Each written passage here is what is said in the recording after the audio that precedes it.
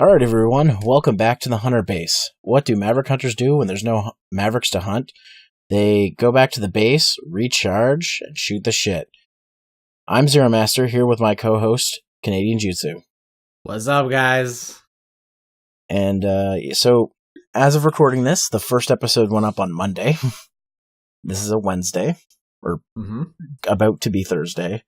It's like 11 minutes till Thursday. 11 minutes to Thursday. Because we record in such a timely and time-orientated manner.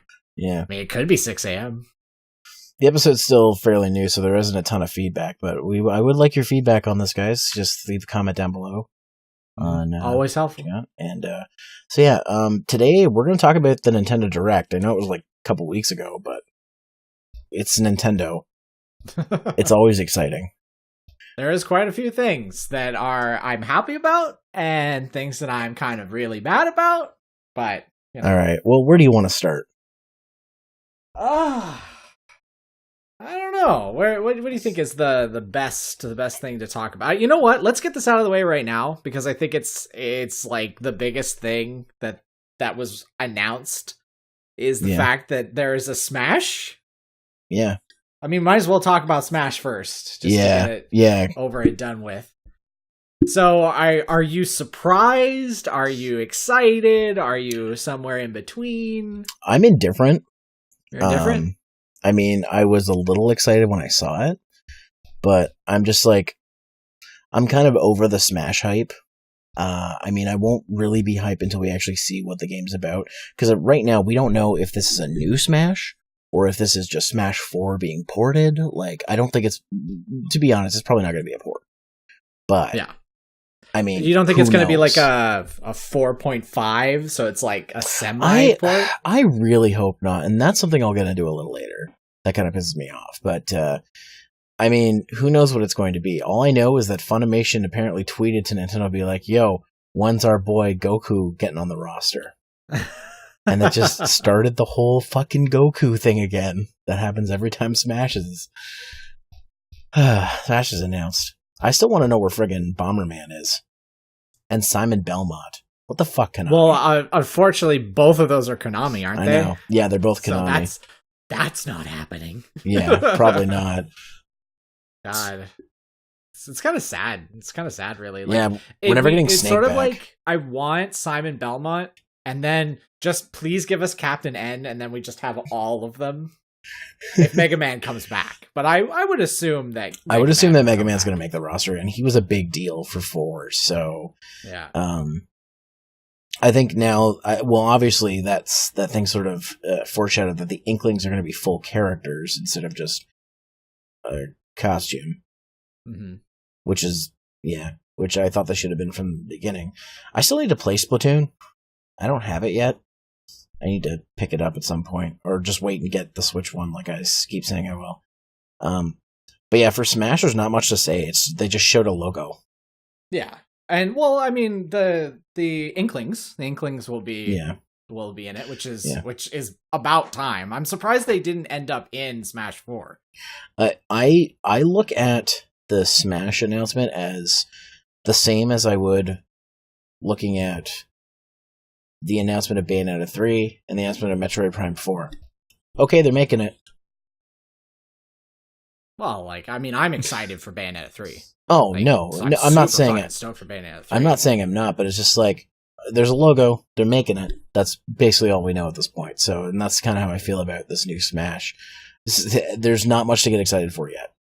That is, all we know is there's a Smash and it's coming to Switch. Apparently it's coming to Switch this year. All right.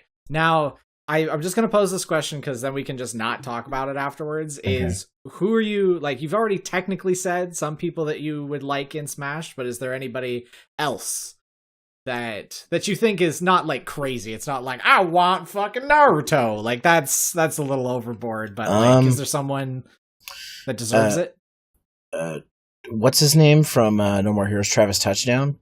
Travis, yes, Yeah, Travis, Travis. would be a good one. I mean, technically, one of the No More Hero games was on PS3, but that's mostly been a Nintendo franchise. So, yeah, I'd like to see him. I'd like to see. It would work because his game has been announced. A new No More Heroes has been announced. Yeah, exactly. Yeah. I was gonna say that's been announced. I'd like to see Amaterasu, but I don't know if that's going to happen because Amaterasu is already in MVC. So yeah, but she isn't in whatchamacallit, Ultimate or no Infinite. Sorry, not Ultimate. Yeah, I want fucking Blaziken.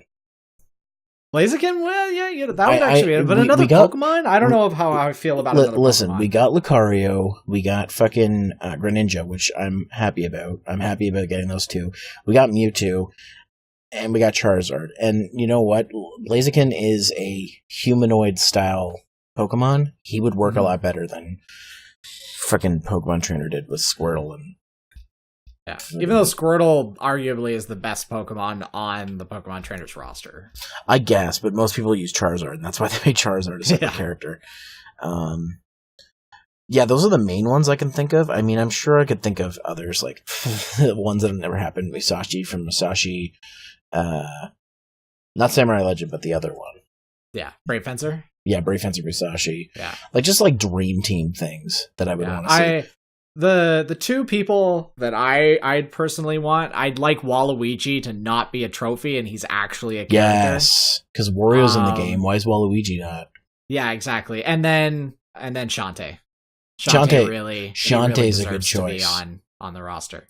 And to some extent, I know people are going to be probably don't really care anymore, but I'd like to see Beck. But I guess Beck would just be like Mega Man, so it kind of would just be another shooter character.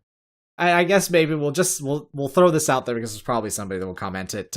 Since we're getting Dark Souls on it, why not the whatever he is? It's like the Wanderer or something in Dark Souls. I can't remember his name. The Praise the Sun dude. Yeah. Oh yeah. Yeah, that would be awesome. That would be a good taunt. Just praise the sun. Or Toad, finally. Toad would be interesting. Yeah, what the fuck? Why is there no Toad? I mean, technically he's part of Princess Peach's, what, he hides in her skirt? That's it. I don't know. He sort of appears out of nothing. I guess. Either that, and a Detective Pikachu outfit for Pikachu. Oh, I thought of another one. Oh, yeah? Mallow, yeah. Or Geno. Geno would be the big one. That I know a lot of people want Geno, but I kind of want Mallow. Yeah, I could just see him being a good range character or mid-range character because he's got those long arms.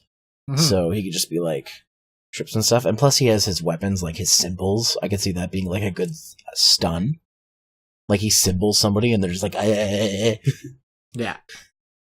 That'd be really cool. All right. So I think that's really you said, there's not very much to speak about because we didn't get to see anything other than the logo. Yeah. And we know for a fact the Inklings are going to be in it. Yeah, exactly. Actually, the only other big note is that it's coming out this year. Yeah. Which is crazy. Which is interesting because they announced it. It's March and they're saying it's coming out this year. So is it going to be out in September or just before? I'd probably say about November, just before Christmas. Just before Christmas, yeah, because the holiday buying season and shit.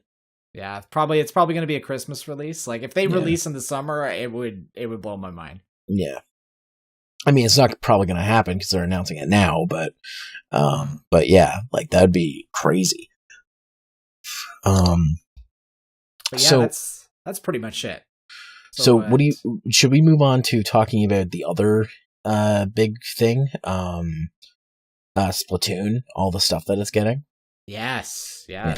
So you go ahead because you probably played Splatoon. I haven't yet. Yes, I love Splatoon 1. I actually haven't picked up Splatoon 2 yet. I got my Switch and I was debating on whether or not to get the Splatoon 2 bundle or the Mario Odyssey bundle, but Mario Odyssey was coming out and they had a deal where they were the same price. So I was like, you know what? I want to play a 3D Mario. It's been for fucking ever since I played a 3D Mario. So I was like, all right, I'm going to pick up the Mario one. And I've always said, I'm going to pick up Splatoon 2. And I just never get around to it because broke January was when February was just fucking terrible for game purchases.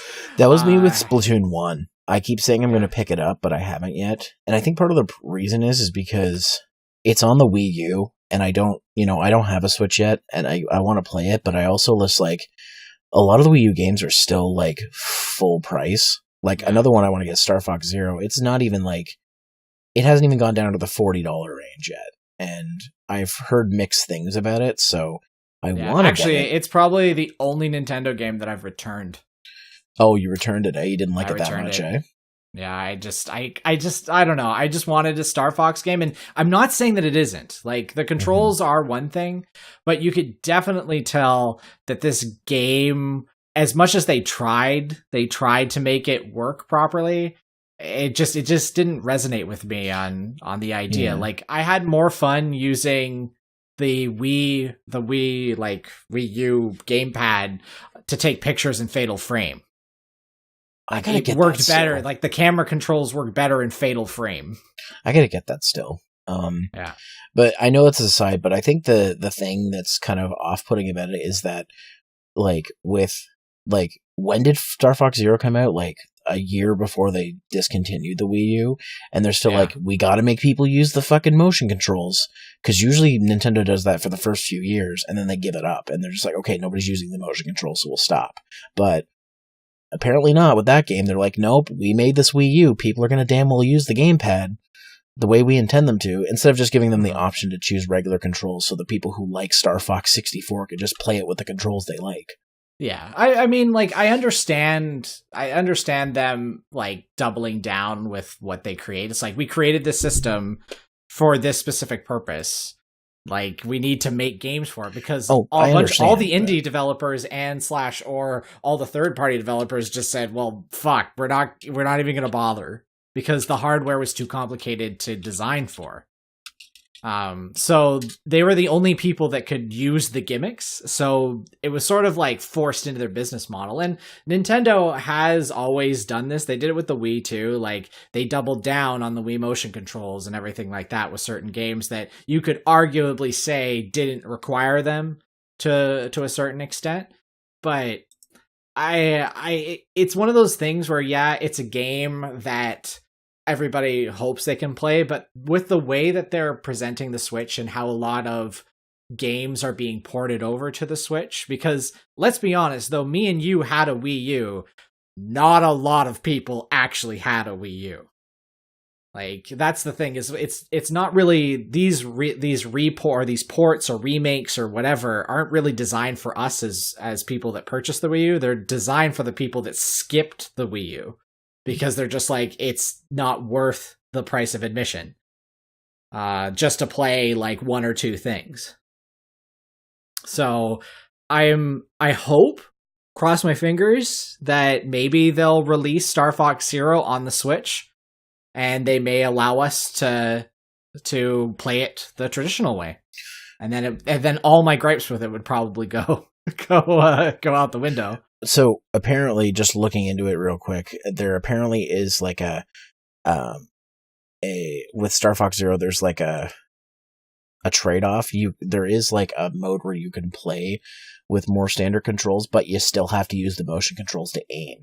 So like it's still in there, which I'm sure I could get used to, but every time I look at it, I'm like, I want to play this game. I want to play more of the Star Fox games. I have Star Fox 1. I have Star Fox 2 on the way when I get my SNES Classic. I have Star Fox 64 on Wii Virtual Console, and I want to get this one. But, like, if I can't change the controls, like, that's a big seller for me. Like, sometimes I don't want to, like, hold the gamepad up in front of me and yeah, that was the biggest problem with me. It's like, imagine, like, just grab your keyboard and hold it in front of you, and just like while we're talking, just hold your keyboard out in front of you, and it's, at first you're like, oh, this is fine, but then imagine that you're trying to aim and you're tilting left and right, and you have to be holding it relatively straight to the TV, because it needs to mirror like you're looking through the cockpit. And then obviously then you're controlling your ship too, where it's like you have your ship on one screen and then you have the thing at the bottom. I mean, we should get too deep into this, because let's go. But as we were saying about Splatoon, Yeah. Splatoon has always been just sort of like, it was a game that I fell in love with when I picked up, and I played a crap ton of it online. It was the only thing I played online on the Wii U other than Monster Hunter. It looks really, really fun, and I want to get into it. It's just I don't know if I should bother getting the first game now, because most of the people who play are probably playing the second one, or yeah, and the second one, the biggest gripe with the second one is that they introduced a couple of new things, but really it was sort of like a 1.5 rather than it being a proper sequel. The most different thing was actually in the single player. It wasn't in the multiplayer. Like, they kept the multiplayer very, very strictly the same. I watched Unreal, Unreal 007, our friend, stream some of that. And I actually like as I was watching, I'm like, that actually looks really fun. I want to try the single player of that. So that's actually the main reason I want to get Splatoon 2 is I want to try the single player. Yeah, and that's what the DLC is about. It's going to add like 80 new missions or something like that. That are single player missions, and they're finally introducing the Octolings. They have been around for quite a while. Like, they were back in Splatoon 1, but that we never able to play as them, and it seems like they're expanding the lore and everything of the story as well. So it's like, so not all octopi are evil, supposedly, but we're gonna find out what, like, it's some sort of like dark lab. Are they created by the Octolings to try and represent the Inklings so they're more accepted? We're gonna find out. The story may be really interesting, and a lot of the characters, it looks very grungy, you know, like Backstreet. And obviously there, you've probably seen already that the two main like singer chicks in this one, they look like Tupac and Biggie. Yeah, so they're definitely going to be going for like an undertone of like rap and hip hop and stuff like that. It'll be, I'm kind of excited to see how they take the music and everything like that. It looks like it's going to be really fun. Yeah. And if they release like a dual pack, or like you can go and you can just get that and that for $79.99, I'm fucking sold. Oh man, that'd be amazing. I'm still probably going to go for the Splatoon 2 Switch. But those are getting discontinued pretty soon, so start saving your money. Do you know how soon they're getting discontinued? See, I'm fairly sure that they're probably going to stop making them within the year. So you still have a lot of time, but I've heard rumors that they're going to be switching, because back when I used to work at a game store, how this usually went is like the bundles for a certain amount of time would last, especially with Nintendo. Not so much with PlayStations. I guess maybe because they with Xbox and PlayStations, they just made a crap ton of them. But I remember we used to swap in and out of Wii U bundles. Like, sometimes they would be packaged with new Super Mario Brothers 2, sometimes with I think there was a Splatoon one at one point. I can't remember. There was another one too. I think I think the Switch is going to be my birthday present to myself. Yeah, that sounds like a good because it'll probably last long enough to July, when my birthday is. Just because, you know, I am trying to save up, because I have some trips I want to do in the future, so I'm saving up for them. But also, you gotta spoil yourself every once in a while. Oh yeah, well that's what I did. I gave myself an early Christmas present.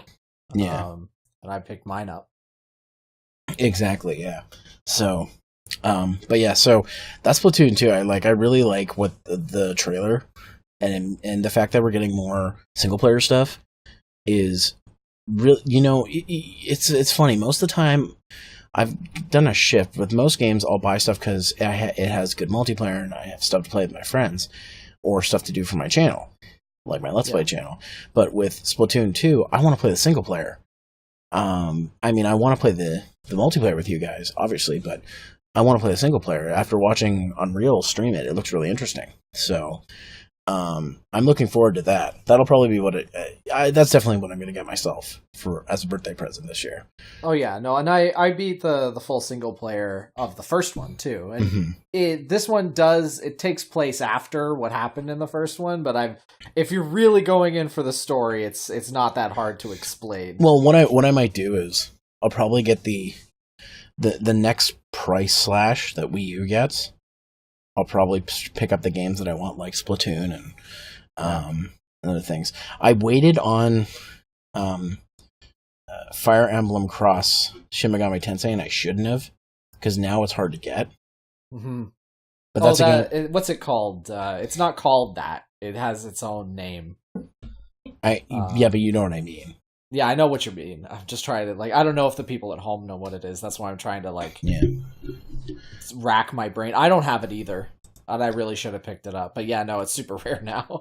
Yeah. But hey, there could be a port. Cross fingers. Yeah, can we just talk about that for a second? Yeah, well, I might as well, because,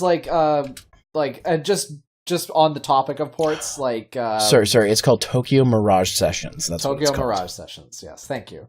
Okay. But obviously, Hyrule Warriors Definitive Edition is coming out soon. That one hurts the most. Really? Because I just started buying DLC for Hyrule Warriors for Wii U, and then they announced this. It's just like, why? Yeah. Why didn't I just wait? Because I want a DLC for my Let's Play, and I'm thinking of just, like, continuing that Let's Play when I get a Switch now, because I'm just like, well, I'm gonna get all the fucking content instead of buying it every week. Like, that kind of pisses me off. I've been thoroughly enjoying on the bus Fire Emblem Warriors. Like that's really fun. I played that at EGLX because Nintendo had a booth.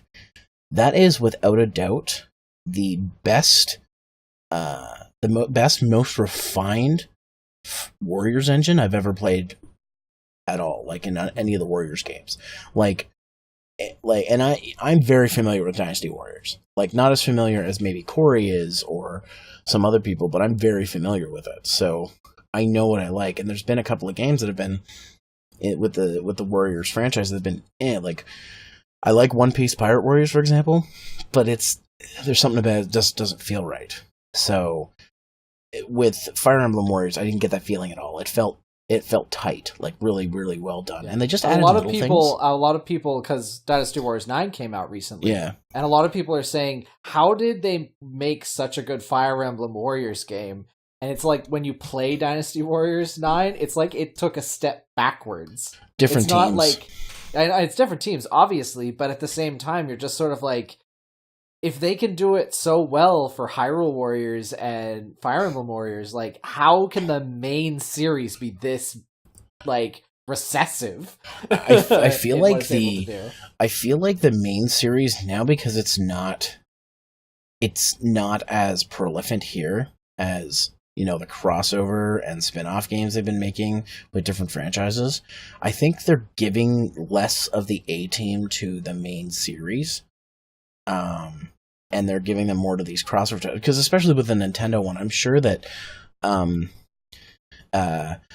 Namco Bandai's it's Tecmo Koei. That's what I always get those two confused. And Tecmo Koei's contract with Nintendo is probably pretty strict.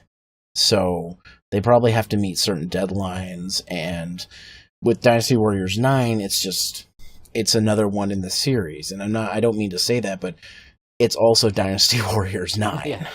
Yeah. I mean, especially with Nintendo, when it comes to their first party things, they have like crazy quality control over that type of stuff. So they probably were made sure the games the way they were, and with their own series, it's only Tecmo Koei's in-house,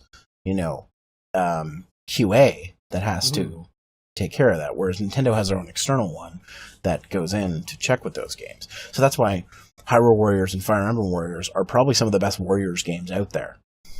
One of my favorite thing about Warriors right now is the fact that I'm able to tell my other generals to go places. Yes. I haven't played a lot of the really, really later Dynasty Warriors games, so I don't know if this is like something that they do, but the fact that I can be like, yo, Crom, can you go take that castle because I'm busy halfway across the map? And he's relatively competent enough to do it, as long as you don't send him to go face off against an axe person because he uses sword or whatever. I think they started doing that in 4? I'm trying to remember. Not in the early one, not the ones for the PlayStation 2. I played those ones a lot. And I know it's in 6. The send a general to a specific part of the map. I know it's in 6 because I played a lot of 6 with my brother. And I know that you had to do a lot of strategy stuff in that one. So I know there's something like that in 6. But I mean, out of all the Warriors games, my favorite is always going to be 4 Extreme Legends. Mm-hmm. That one's my favorite. I just love the gameplay in that one, the characters, the customizability, and all that stuff. But Fire Emblem Warriors is probably like, I've only played a little bit of it at a Nintendo booth at a con, but it's pretty high up there for me for Warriors games. Like it's fun. It's really good. And even if you don't know Fire Emblem very well, I mean, it helps obviously, but even if you don't know it very well, like me, I'm kind of new to Fire Emblem. It's really nice. I mean, new to Fire Emblem, no thanks to you jackass. Okay, for anybody who doesn't know, when this motherfucker was working at a game store, he sends me a picture. Hey, you want anything in this? I'm like, yeah, I'll take the Fire Emblems. He's like, actually, I'm gonna take those. Yeah, I forgot to take them out. I just took a giant picture of like a shit ton of GBA games, not just those 2. It was like a crap box full of them. Yeah, like I'm taking. So instead those. of being a bro and letting his friend get the games, after he already showed me the picture, How many games have I hooked you up with? Young Indiana Jones. Yeah. And don't you forget it. I gave to be fair, Crusader to Blondie. To be fair, you gave me Wind Waker HD, so I guess that's a good trade-off. But anyway, and Hello Kitty, the side racing or whatever. Did I buy that? Well, I bought it for you, and because you wanted it, you're like, I want this so bad. We still haven't done that Let's Play, so look forward to that whenever we ever get around to it. Yeah, whenever we get around it. But regardless, Fire Emblem Warriors is really fun. Do they have an update or something coming out, or are we just? Oh yeah, no, they have DLC. There's I think the second DLC characters are coming out pretty soon, or they're out already. Yes. I see that here. Okay, so just going back to a point we made a moment ago, like. The re-releases, it doesn't bother me as much now because some of the games that got re-released I didn't have, like Captain Toad Treasure Tracker. I don't have that. Yeah. I don't have Dark Souls, which is a big one, which we'll get into more later. I already have Akami HD, and apparently there's nothing added to this version except that the PS4 and Xbox One versions can do 4K, and I don't know what the Switch version is going to do. I guess you can use the touchscreen. Yeah, that's the biggest thing. If it allows you to use the touchscreen, that's gonna be really good because doing the calligraphy stuff that you need to do on the controller, it was sucky on the PS2. Yeah, and they refined it in the HD version. It's not bad. It's just sort of like, but the Wii allowed me to actually draw this stuff. Mm-hmm. Yeah. And I mean, there's other games like that don't really have any additional things coming to them that are being ported, like Crash Insane Trilogy, which I thought wasn't ever going to happen. I thought this has got to be like a PlayStation thing, like because that's what at least the first 3 Crash games and the racing ones were known as, like PlayStation games. Like he was known as an icon for PlayStation for a while. Yeah. But he's not owned by Sony. I know it's owned by Activision, but like it was they weren't on other consoles at the time, so people saw it as that. I guess to be fair, they never said they were just PlayStation, but it was just, to me, like I always felt like Crash was a PlayStation franchise, so it's kind of I mean, I know there were games on the Wii and shit, but that's after the golden age of it. So it's kind of interesting to see that get ported over to Switch. One that side note, finally Spyro's getting HD remake. Oh, is that happening? Of all 3 of the first 3. When did they announce that? Not too long ago. Activision released on their Twitter saying that they're finally going to be doing it this year. Oh, thank God. Yeah, I retweeted it a little while ago. You did? But yeah, no, they actually announced it, so I was like, finally! Holy shit! Spyro. I grew up on Sly Cooper and Spyro the Dragon. On my PlayStation anyway. I don't know if it's gonna get a Switch release, but yeah, like, do you think this is just not? It's not worth it, or like? Oh no! I mean, the thing is, like, with Crash, I already have it for PS4, so there's no reason for me to get it for Switch unless I want it on the go. And Spyro, that sounds really exciting. I want to see that. But the one to me that is the most interesting was Little Nightmares. Yes. Is coming to the Switch. And Little Nightmares is such a cool looking game. I haven't played it yet. I don't have it on Steam. I thought I did, but I haven't played it yet. But it is one that I've really wanted to sink my teeth into, and the fact that it's coming to the Switch is really cool. I might just wait and get it for Switch. Yeah. South Park is also the Fractured Butthole. The Fractured Butthole. I also don't have that one. I have Stick of Truth on PC, but that might be another one I might get on Switch because I could see that being really fun on the go. It's just a simple grid-based RPG, so those are really fun on the go. I mean, think of any tactical RPG that is on the GBA, Fire Emblem or Final Fantasy Tactics Advance, stuff like that. So you can imagine Advance Wars. Advance Wars. Part of me kind of wishes that they would make another one of those. Yeah, because I think the last one they made was for the DS. Well, it wasn't really an Advance Wars. It was it sort of took place in the same universe, but it had a different name. It wasn't called Advance Wars. And it's funny because that series has been going on since the NES. We just didn't get them until Game Boy Advance. That's why they call them Advance Wars. It used to be called Famicom Wars. But yeah, that's that needs to come back. That really needs to come back. I know this wasn't announced during the event, but it's been announced previously. The World Ends With You coming to Switch. Yeah. Fucking that's a game I've wanted to play for a while, but I never see it because it's kind of become uncommon now for DS. And I always thought that I'd rather play this on a console, and the fact that it's coming for Switch is I'll buy that. Mm-hmm. It looks like a cool game. I heard people talk about how cool of a game it is.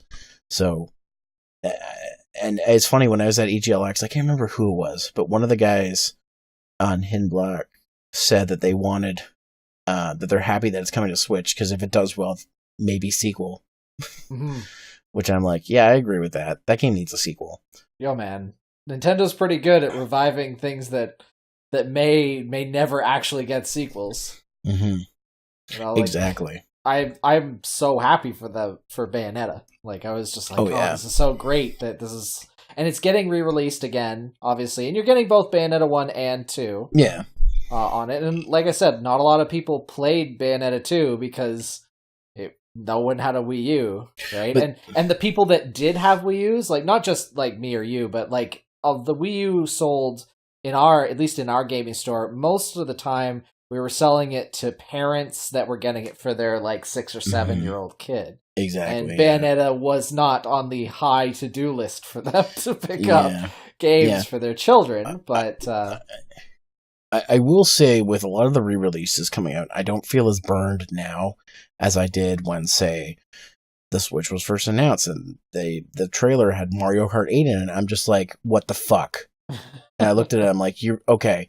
And I'm thinking that DLC better be available on Wii U as well. No, it's exclusive to the Switch. Okay, I just spent all this money on all this DLC for nothing.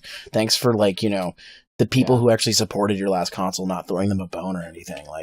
That kind of just pissed me off. Just sell me Mario Kart 8 for $30. I don't care. Just sell me 8 Deluxe for $30, because I bought all the DLC on the other version.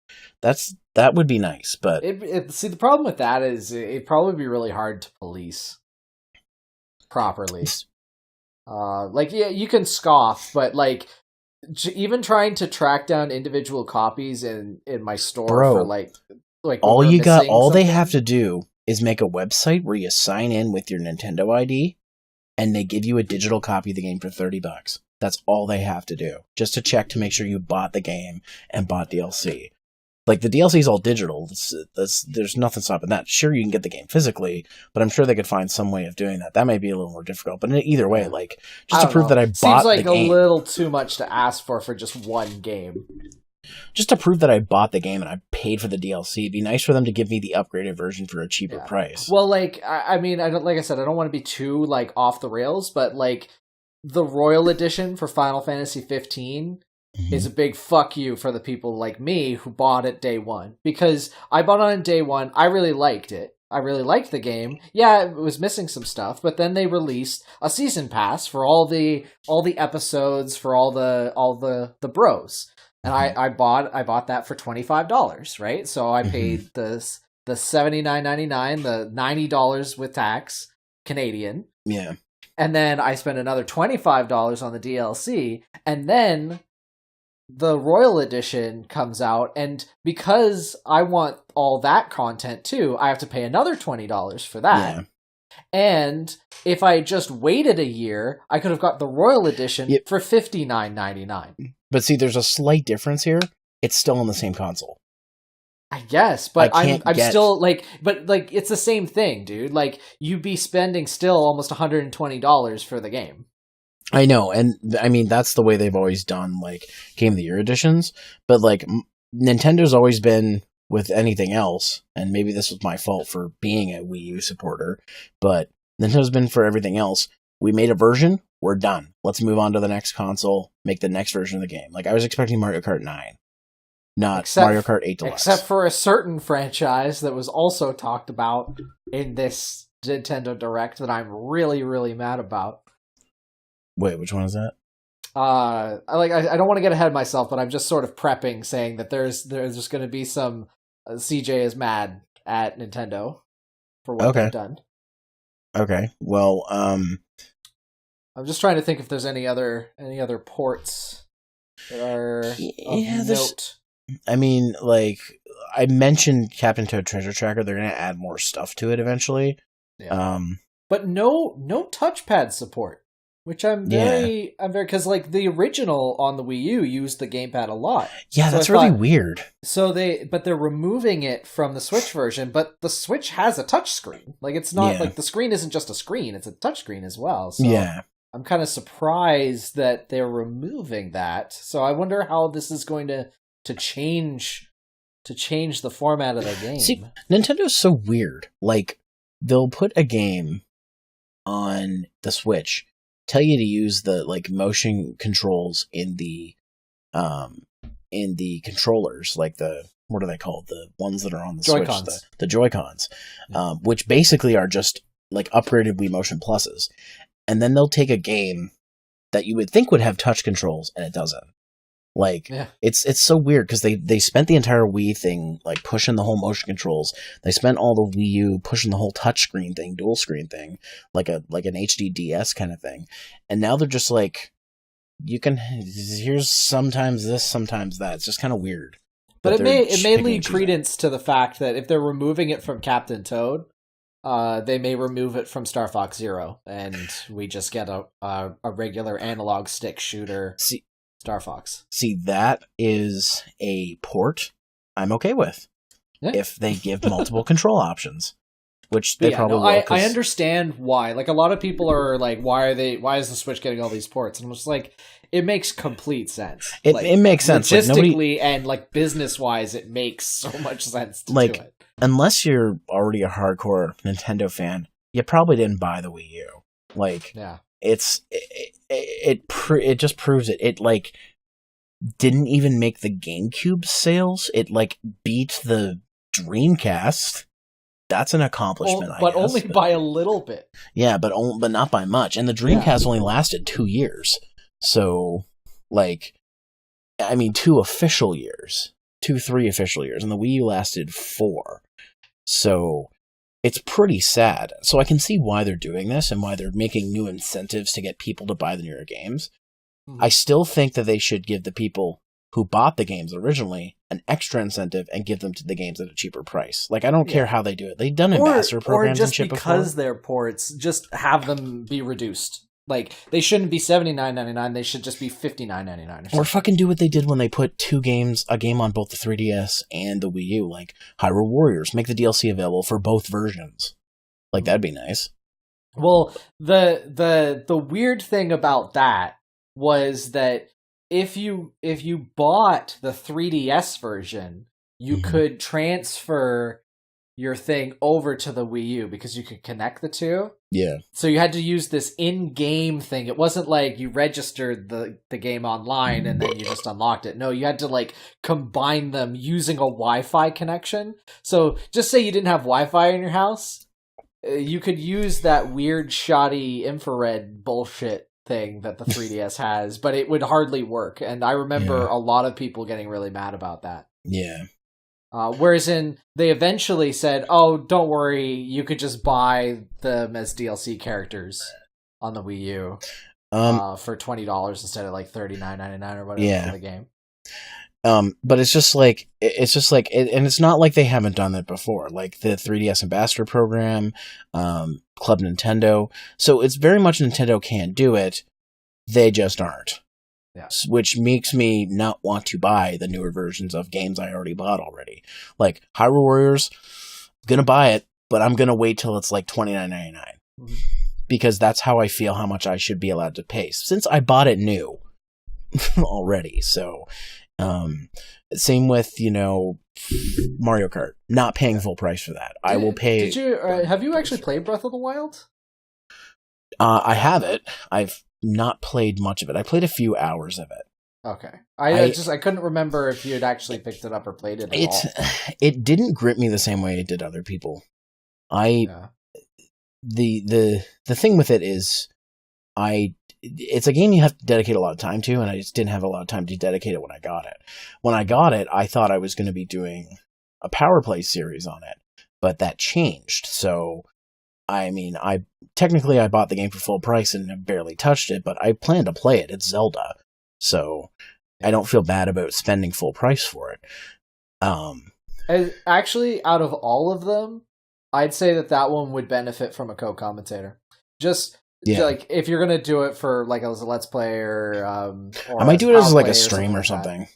Yeah, it's one of those things where having a secondary person there just sort of telling stories. Like I've watched a couple of other people's playthroughs of it, and it's when it's just them, you can definitely tell that even for me, like certain games when you're in an open world where you're just sort of like, I'm just fucking walking from A to B here, there's nothing happening, they get bored. Like Nintendo Capri Sun's one, like I was watching a little bit of that and I just couldn't get into it. But the Games Grump one, it's because Aaron and Danny were bouncing off one another and filling in a lot of the dead space as Aaron was trucking through a forest or a field.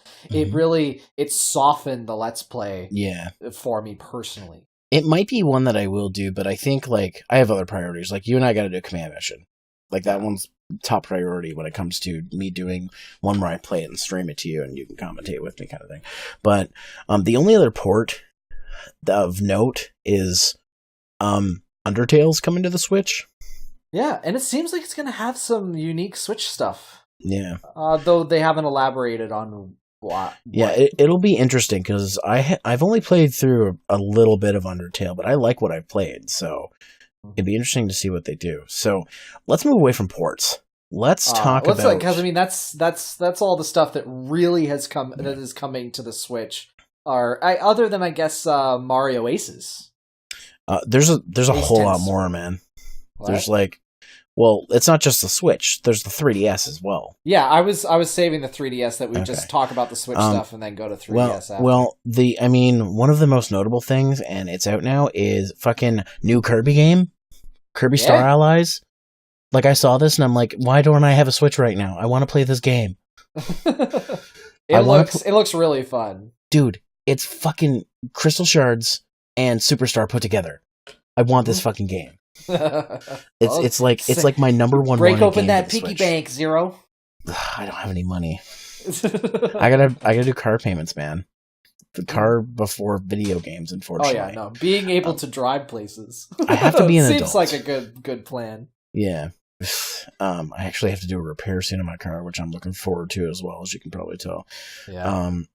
But no, like, I've been excited about this Kirby game since they announced it, because I'm like, they're bringing back the buddies, and you can combine their powers together. I'm like, what? They're mixing everything that I love. This game is the real like thing that's killing me to not have a Switch because I want to play it so bad. I love actually, Kirby. The last time I was this excited for a Kirby game was Nightmare to Dreamland, and that was back on the Wii. Also, someone tweeted out that this is the first cover art for Kirby in North America where he's not angry, he's mad, or he's happy.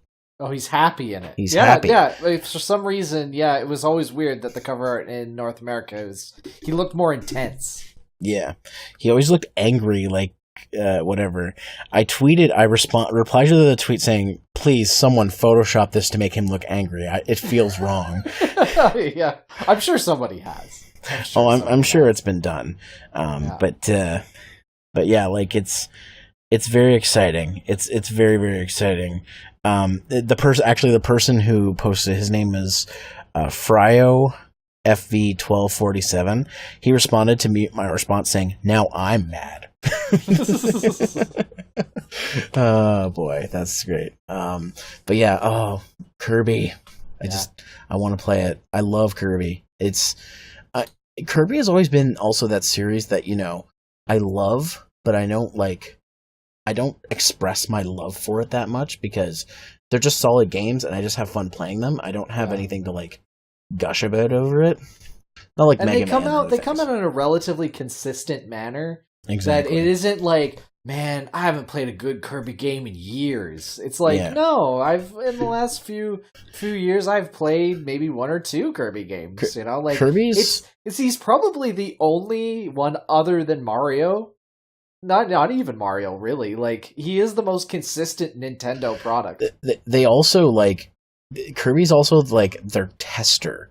Like, if they want to try a new genre or something, they test it with Kirby. Because they know that if they screw it up and it doesn't sell well, they know a new platformer is going to be out in, a couple of years anyway, so it's not like they're hurting anything. Like, Kirby is, the perfect franchise for them to do that with. So, because you've got things like Kirby Rainbow Curse, which doesn't look like a super cool game to me, but I still kind of want it. It was actually really fun. I have it, and it the was one on really Wii U? fun because, if you really liked, it's sort of like playing the a DS thing and everything, making a place where Kirby can go and picking up speed by doing loops and stuff like that. It's like mixing Sonic and Scribble Knots and shit. Sorry, together. We're talking about the Wii U one, right? Yes. Yeah, that would be a fun co-op game. I'd love to do that one. But yeah, it's just Kirby. Yeah. But the one that I'm actually the most excited for, other than the Octolings DLC for Splatoon 2, is Mario Tennis Aces, man. My god. It looks so fucking good. Yeah, so... And I played the shit out of the DS one. And... oh my god. My experience with Mario Tennis has always been as an observer, because my friends were always the one who were good at Mario Tennis or Mario Power Tennis and stuff like that. And then there's the GBA one, which is like an RPG, apparently, which I want to play. Or GBC one, I can't remember what it's for. I think it's GBC, or GBC. Yeah, there we go. Yeah, this one, they've added so much shit to make it more to make it both more challenging and a more level playing field. Because I can't tell you, it reminds me of Strikers, and I'm super stoked about that. They've got this sort of edginess to it, but also crazy in the things that you're able to do. Plus, the internet's making a joke about it, but Chain Chomp as a fucking playable character is amazing. So, just from the perspective of somebody who's not good at these games, it's pretty frustrating to play against somebody who already knows the entire game and just uses power shots and everything all the time. I like that they added counters. Honest to God, counters for specials and shit. And the fact that, if you save your special, you'll get a super special, and then, you can still counter the super special, which is really cool. I like that they've added all these mechanics to it. It makes me really want to play it. And I'm not a big fan of Mario Tennis. or Mario Golf. Like Mario Golf I've gotten more into, but Mario Tennis I've always been bad at. So I just would watch other people play. But this one makes me feel like I'd actually stand a chance if I played with other people, because it gives me more to work with. Oh yeah, no. But I don't know why a tennis game of all things. I don't know. There's something about I the only sports game that I usually pick up, probably every 3 to 4 years is like the PGA. I quite like the PGA sports games. But other than that, I haven't really played any of them. But the Mario ones, I always end up picking up, and I never regret it. Like I've never regretted picking up a Mario one. Yo, man, tell you what, I got Tiger Woods Super Swing Golf for the Wii. Oh shit!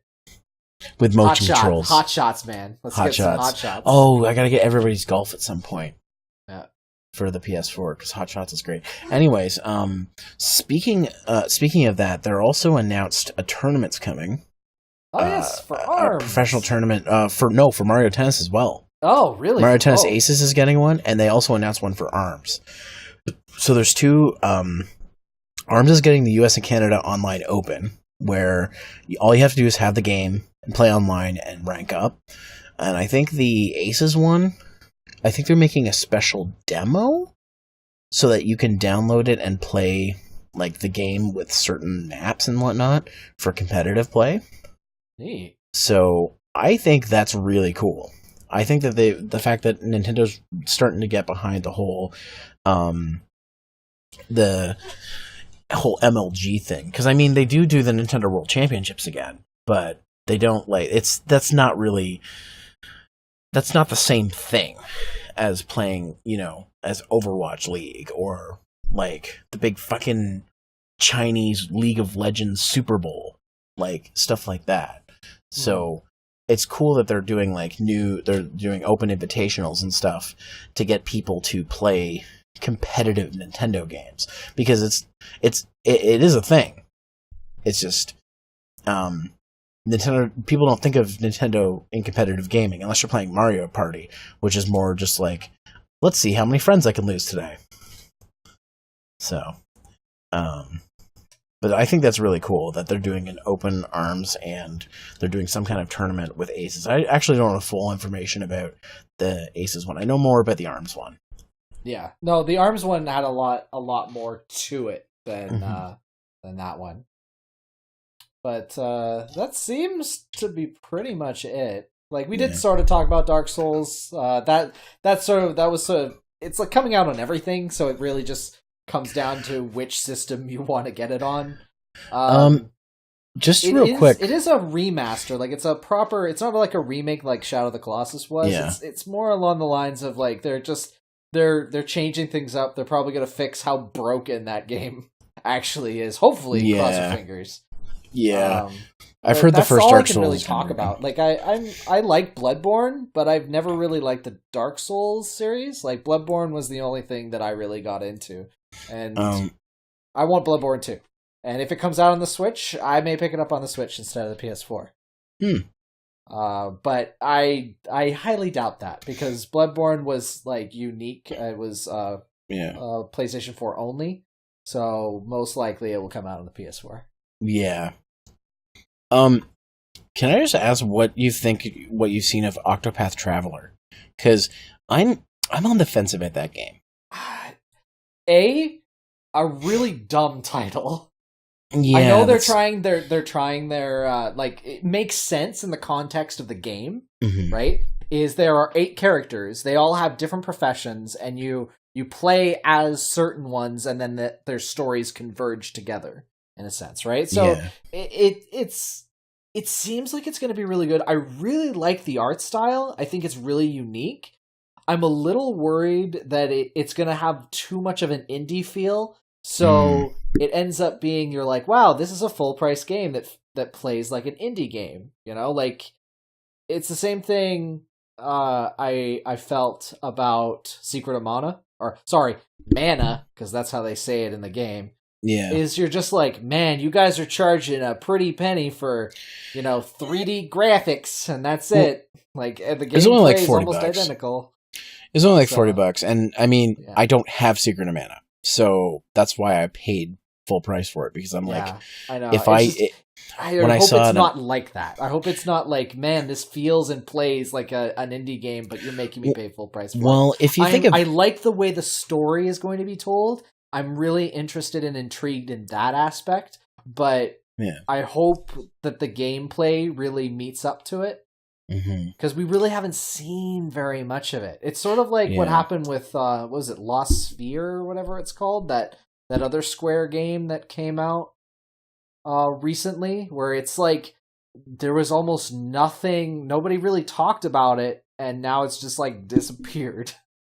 yeah. Like it was like a new IP that came out of like the Final Fantasy-esque people. The way I feel about games in that style is just, I think back always to like Mega Man's 9 and 10, because they were $10 games, but they were full sequels to the 8-bit Mega Man games. And while this isn't a sequel, this is a new IP, and it's also not part of a bigger franchise. It's also from Square Enix, and it seems to be, it seems to be a fairly deep RPG. But yeah, the when I see it, I don't think $60 US dollar game. I think this should be like $30. You know what I mean? It's, or like I give it a solid 50, like a 49.99. That's a good cutoff rate, I'd say. Yeah, like that's how much I'm looking at it right now and saying I'm gonna pay that. I'd pay that in a heartbeat. Yeah, I'd pick it up for specifically that. Yeah. The only other Switch thing worth noting is Sushi Striker is going to be on the Switch, which is kind of like the sleeper hit of the 3DS from last year. So that's, and you know what? Actually looks kind of fun. So I can't get behind those because they just feel too mobile-y to me. I know, but there's something about it that makes it feel more than just like a mobile game, which is why I'm like, if that had a demo, I'd play the demo and see how I felt, basically, kind of thing. But yeah, that's just one thing there. So should we move on to the 3DS? Yes, we should move on to the 3DS. There wasn't a lot announced, but there was a big announcement that I'm sure you maybe were excited for. I am actually really, really mad about it. You're mad about it? I'm very mad about it. Are we talking about the same game? Are we talking about Luigi's Mansion? Yes, yeah, we are. I am very, very mad about it. Why are you mad? They remade the classic for the 3DS. It's on the 3DS. That's my big issue. Like, I like Dark Moon. I played Dark Moon, but a game that was on the GameCube, which was on a console, is now being ported and downgraded, though there's going to be new stuff in it. And they're using the Dark Moon engine. I'm just like, why not? Like, you're making all these remakes and stuff for the Switch. Why can't we have a Switch version of this? Why does this have to be exclusive to the 3DS? And the 3DS, it's a dying system. The Switch is really replacing it in a lot of people's homes now. You know, like the cost of a 3DS versus the cost of a Switch, we're starting to get to a territory where the Switch is the more affordable and more interesting choice because you're able to take it portably. I haven't touched my 3DS ever since I got a Switch. I play my Switch on the bus. Like, it's one of those things where I'm like, this is a series that I like, and it's being put on a dying system, and that means that we may not even get another Luigi's Mansion because no one is going to buy it. Well, I think that Dark Moon did well enough, and that's why they're remaking it for the 3DS. And I think the other reason why this is on the 3DS and not the Switch is probably because they're going to put GameCube Virtual Console on the Switch, and then Luigi's Mansion's going to be on there. Like, that's what it feels like. I bet. And I know that's kind of Nintendo won't do that because they'll want you to buy the 3DS version. So we're not even going to get that higher resolution. And to be fair as well, the GameCube games don't really need to be remade yet. They their GameCube was a pretty powerful Except system for Resident for Evil its time. 4, right? Well, that's different. That's a remaster of a remaster, and that's Capcom. That's a remaster of a remaster. I know. It's just like other than Resident Evil 4 that has been... all they did is they opened up all the assets and they just turned up the res. That's not the same thing as what this is. What I'm saying is that they could release Luigi's Mansion HD and just have it just be like the same game with they added bloom to it and put it on the Switch. Yeah, that's easy for them. And I'm sure, if enough people want it, they might do it anyways.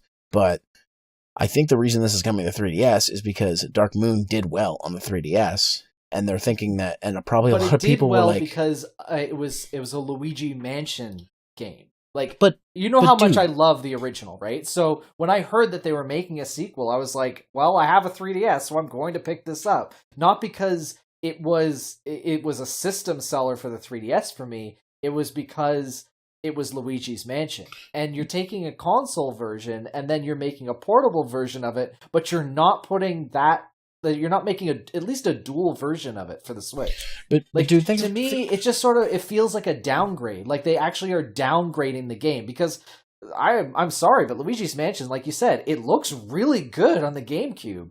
And it actually had progressive scan. You could actually play that game at 480p. Yeah.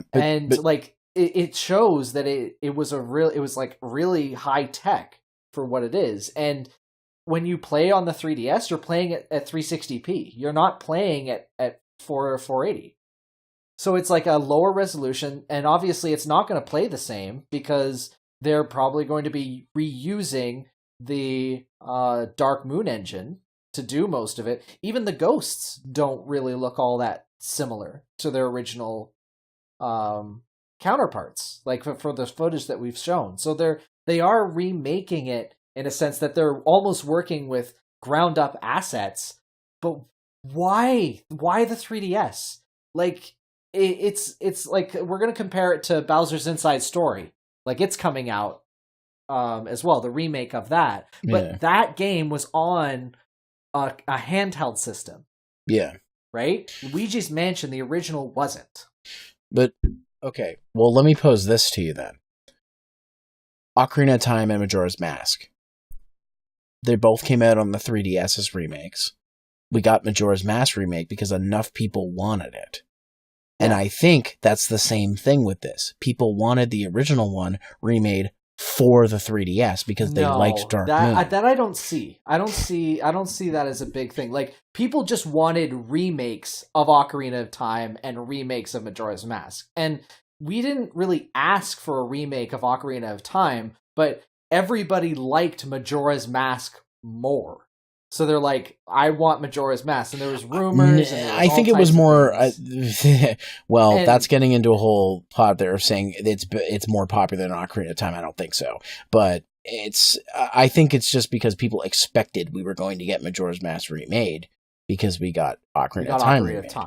Yeah. Right? And I think that's the same thing here. People are expecting this, and they probably asked for it to be put on the 3DS. You got to understand. I'm glad that they're remaking it, but I'm mad about the system that they're putting it on because the 3D. Like I have to also reiterate that the 3DS is dying. Like it's just not as appealing as the Switch is. And you can even tell in like all the games that are being released for the 3DS now. All right, so we'll go with WarioWare. All right, those were on console, right? So it makes sense that it could be put onto a 3DS because that feels like more of a handheld only type. A lot of the games are also on GBA and DS and stuff like that. And then like I said, Mario and Luigi's Bowser's Inside Story, and then fucking Detective Pikachu. Yeah. They're putting what I would deem like these weird off-brand third-party things. Like they didn't make Detective Pikachu for the Switch. They were like, you know what? It's such a weird idea. Let's test it on the 3DS. And I feel more should be on the Switch because it's like a story game, and I feel like that lends it better to the Switch because it being on console, just because the type of game it is. But let me just put a point here: is like. Yeah, okay, you're right. The 3DS is old, and it's dying. but it still has a huge enough install base that they know they're going to make money on this version of Luigi's Mansion more than they would on the Switch. How many people have a 3DS over a Switch? Oh, way more. You are correct there. Like I'm not going to argue say that more people have a 3DS than a Switch. So that's why they did this, dude. They did it because they knew people. It's upsetting. Like I would, like if I didn't have a Switch and they said, "Yo, we're re-releasing and we're remaking Luigi's Mansion for the Switch," I would be hopping on that train as fast as possible.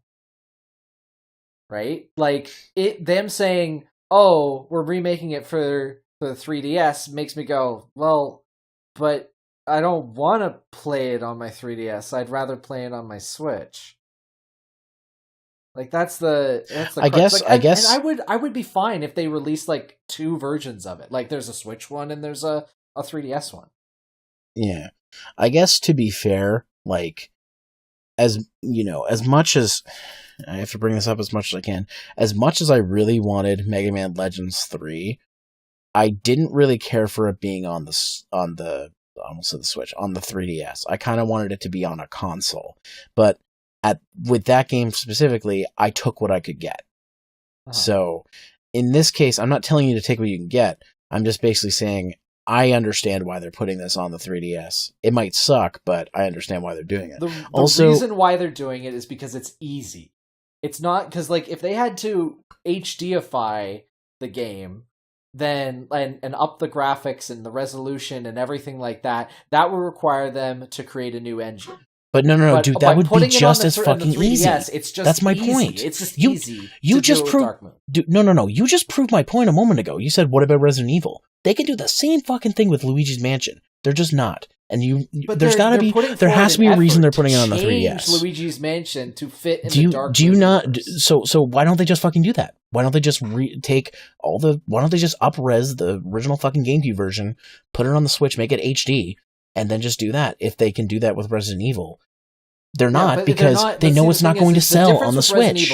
What you were talking about with Resident Evil was that they didn't even up-res, like they didn't change the graphics. They didn't change anything. They're changing stuff for this one. It's not like they're just porting it over to the 3DS. But then again, why would they put out the effort if they thought it would sell better on the Switch when they could just get away with doing it easier? My point is that they're putting it on 3DS because they know it's going to sell better on that. That's why they're doing it. In the long run, it would have sold better on the Switch. I don't think so. I'm going to go on record by saying that. I don't think so. I think it's going to. It would have helped sell some Switch units, even though they don't really need help with that. But I mean, you know what I'm saying. Okay, so maybe you're right there. But the thing is, too, is people are fresh off having it on the Dark Moon on the 3DS. That's why they're doing this. They're doing this, putting it on 3DS because by people almost 4 years ago. At this point. Fresh by like people who didn't play the original Luigi's Mansion on the GameCube, and they had a 3DS, and they're playing Dark Moon on the 3DS. They're doing it for those people who wanted that, and I guarantee they asked for it. And and that's why they're not just doing a remake for the Switch instead, because they want to satisfy the people who bought Dark Moon, not the people who bought the GameCube game. Yeah. And I guess the other thing that really ticks me off is this dashes any hope that there will be a Switch version of Luigi's Mansion, like a next installment. I don't know for sure though. I feel like if this one does well as well, at that point they're not going to do another one on 3DS, because by the time they do another one, 3DS is going to be at the door, because 3DS is already kind of on the outs.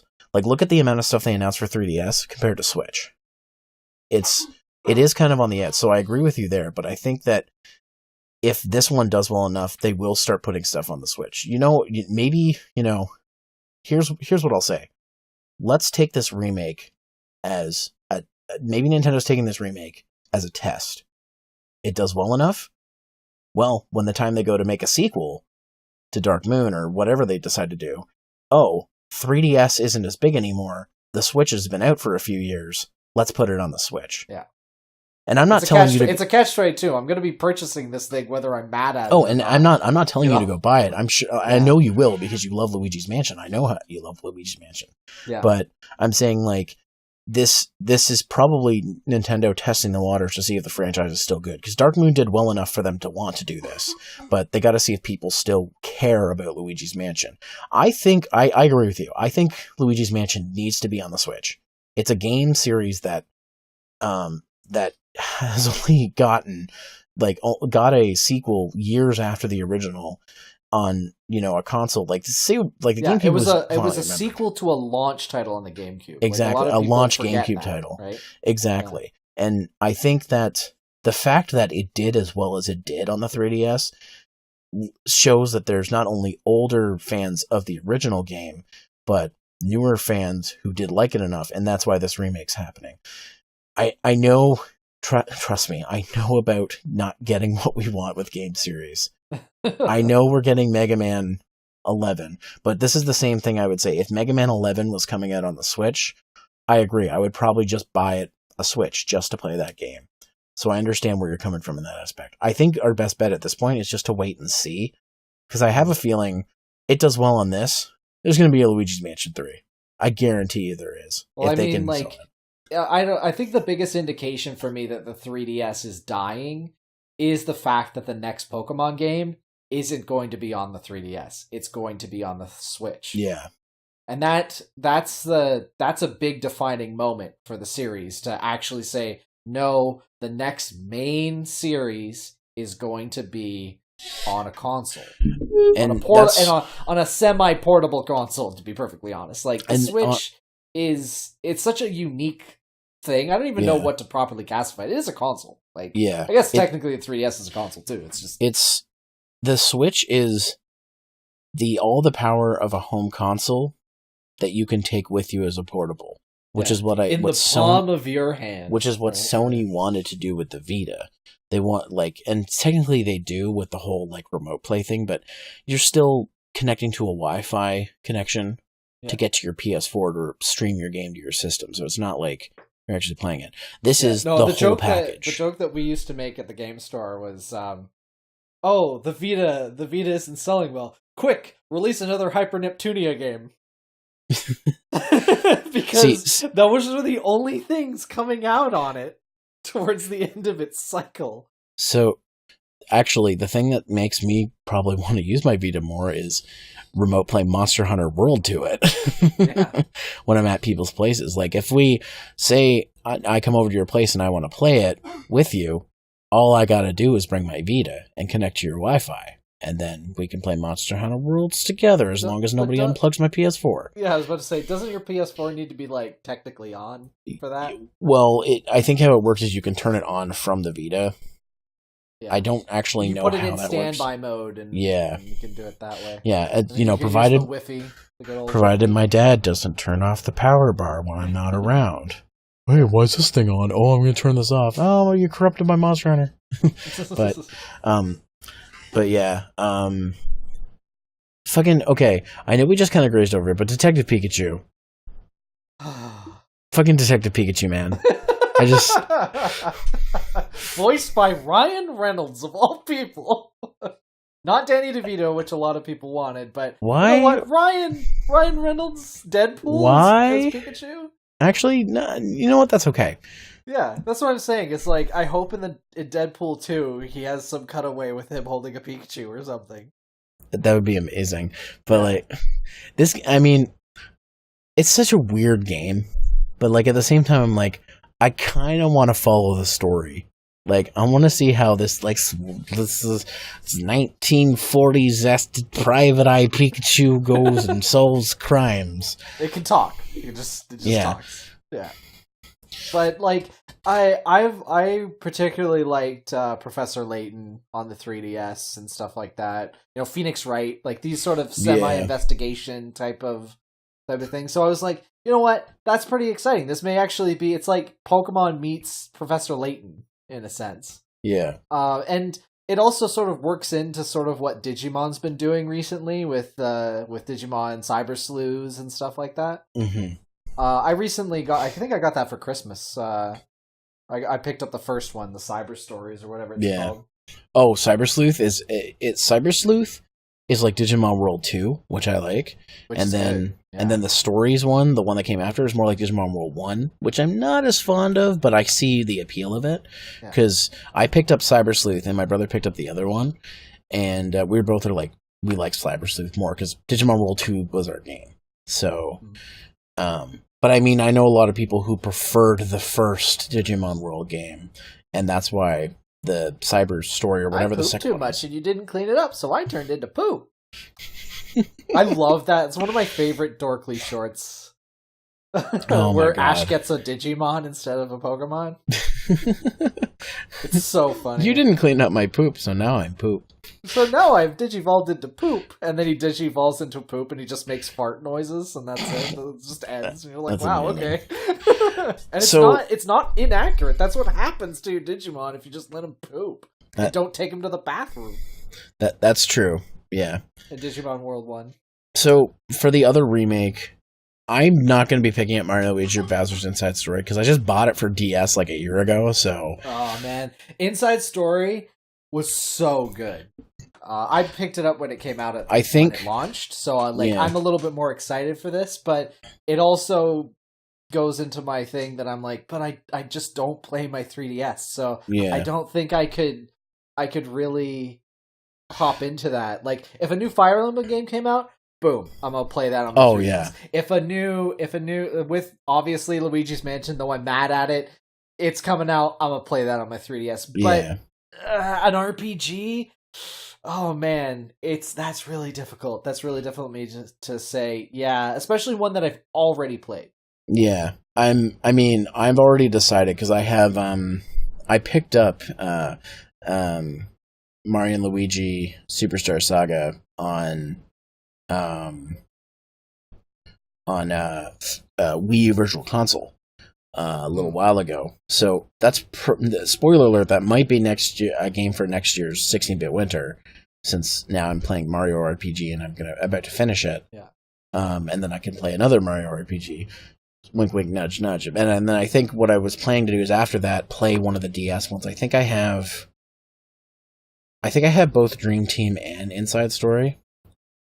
Wait, which one's okay? Wait, Dream Team was on the 3DS. No, what's the one before Inside Story? There's like the babies. Fuck. Something in Time. Yes. Partners in Time. That's the one. Yeah. So probably the Dream Story one was a 3DS game. Yeah, exactly. So while I don't care for this, I see why some people might want to pick it up in case they missed Inside Story the first time, because I've heard Inside Story is one of the best ones. Graphically, it looks amazing. Like I will not state enough that they have translated the pixel art so well into this like sort of painted style, but it still has that unique Mario and Luigi style to it. That I'm like, you know what, this is really, really cool. I really like how they've done this. And like the success of the remake of Star Saga. Yeah. It makes sense that they're doing this. Yeah, exactly. They're adding like little like side games to them too, which is kind of cool. Which is what I like. Mm-hmm. But I already have it, so I'm probably just going to play the DS version. But if they keep doing this, I'll probably get some of the other ones. That's really it for the Direct, though. That was everything. Yeah, I mentioned WarioWare, but it's WarioWare. It's WarioWare. You played WarioWare. You played. You know exactly what you're getting. You're getting weird fucking mini games. Like exactly. Pick Wario's nose. Boom. Pick Wario's nose. Yeah, but that's Direct. A lot of some new stuff coming. Some old stuff coming. The Praise the Sun amiibo is sold out. Yeah. Everywhere. Which means I'll have to wait for a restock, which I'm okay with because I'm not amiibo hunting as hard as I did before. And I think it just adds to the solid Switch lineup of stuff. Like a 3DS notwithstanding, 3DS already has years upon years on top of it, so these are just extras at this point. But the Switch is really the thing that needs to look at, and the more I hear about the Switch, the more I want one. I mean, Kirby's a big enough of a selling point for me. But like, just some of the other stuff to get, like I just want Azure Striker Gunvolt Burst. or I mean, Mighty Gumball Burst, like other games, like Wonder other Boy, Switch exclusives. Wonder Boy 3. Wonder Boy 3: The Dragon's Trap. I want the Switch version. Yeah, you were playing that. He was playing that on my Switch when I couldn't went put over that for game news. down. Yeah, no, you were playing it like between Fortune Street things. Yeah, but yeah, no. And there was a point where I was like, can I play more Dragon's Trap? And you're like, but yeah, sure. I don't want my battery to die though, so don't play for too long. That's funny. That was funny when you came over and I played it. But yeah, like I just more reasons for me to want to get a Switch. And for somebody, from the perspective of somebody who owns a Switch, I assume that you are just like more stuff for me to play on my Switch is basically. Yes. Yeah, like I've actually had a very Switch drought right now. Like with the release of the Kirby game and, like saving up some money for that, that's probably going to be my next purchase. But like looking at some of the new stuff like Aces, the announcement for No More Heroes, the third installment of that, I'm pretty excited for. I am happy to see Crash moving over to the Switch. I think that's really neat. Though I have it on PS4. Yeah. I'm glad that he's ending up there because that may open the door to have him in Smash. So then we have Sonic, Mario, and Crash in Smash. Right, and Spyro. And then just put Spyro in there. Yeah. And like, I mean, it wasn't announced in the Nintendo Direct. It's just Activision also announced that they were releasing. They were going to be remaking the 3 Spyro games. So it's about time. Yeah, and I'm on the fence about Octopath Traveler. I want to see more about it, and I think I may wait for it to release. And if it interests me enough, I'll hop on it. All right. Well, I think that will do it for our discussion, but there is a few things I want to go over before we finish. Sure. First off, do you have anything else you want to say first before I, do the whole intro? No, nothing really pops to mind. Like I said, like it was such an interesting direct that there was a lot of interesting things that popped out to me, and it, like I said, it was a good mixture of good and mad and and in between. Like it had everything, right? It had the OMG moments just to the fact that, oh wow, Smash, right? And that's it, right? Like that's and then obviously, oh, that's super cool. I want to play Splatoon 2 even more now. We laughed, we cried, we got really fucking mad. Yeah, it was a good time. It was just a full It was a full spectrum, So it's like sexuality. It's on a spectrum. Nintendo Switch Spectrum. The Nintendo Spectrum. All right. Next trademark. Next console. Let's go. Nintendo Spectrum. Actually, I can see them doing that. It's like a circle. Yeah. It's just this like circular device that you just shove onto your face and it just takes you to Mario Land. Exactly. So one other thing that's kind of interesting is that Nintendo had a separate direct for their Nindies on the 20th. Because I know the big direct was the 9th, and not a lot of people are talking about the Nindies as much. They're more focusing on the big direct. But I want to talk about the Nindies because there's some fucking cool games coming out.